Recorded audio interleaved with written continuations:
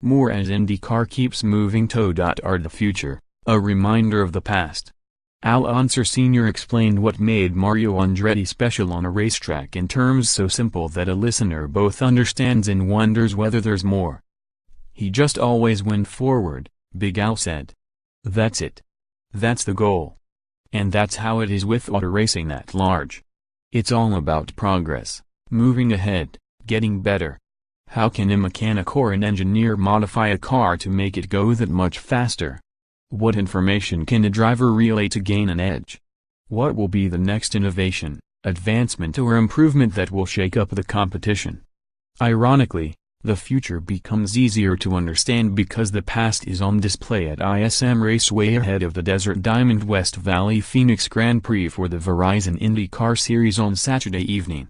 Because of lagging ticket sales, it could be the last time IndyCar runs at the Phoenix track, which disappoints experts and historians who note that the track was opened in 1964 with open-wheel cars in mind. It's also the last time to see the track before a $178 million renovation changes nearly every aspect of the spectator experience. But none of that matters when the track turns into a living museum and tinkerers become time travelers, whipping around in fully restored vintage race cars. It's surreal. Modern Indy cars slice around the track at nearly 190 miles per hour. They're sleek, low, reliable and look like the future. Then there's a 1951 Blakely Oil Special, with an Offenhauser engine first designed in 1927.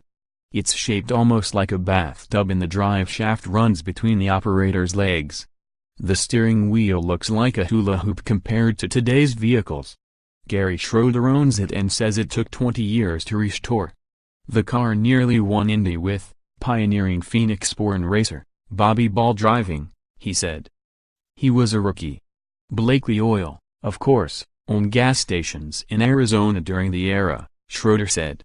In such a vehicle, the driver sits up, torso and head exposed. It's almost cartoonish, and it's hard to believe it once was the standard for speed. Schroeder says his car can go as fast as 100 miles per hour on the short D-shaped track at ISM, which also is tough to imagine. Further illustrating how far things have come, Schroeder describes a restoration detail that's a departure from the original. "I made a concession," he said.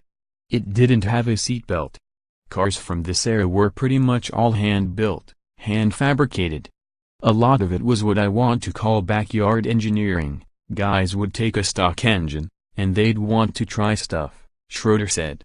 "The racing has changed so much. When I was growing up, it wasn't a big deal to see 2 or 3 people get killed a year," he said.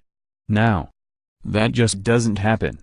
The improved safety comes, in part, from improved handling, which can be traced directly to Phoenix with a nearly 50-year-old innovation by racing icon Dan Gurney, who died in January, that remains in use today. Philippe de Lespina said he was there the day the Gurney flap, a small strip of metal that hooks onto the back of spoilers, was created for Bobby Unser. "Bobby Unser was complaining," de Lespina said with a laugh.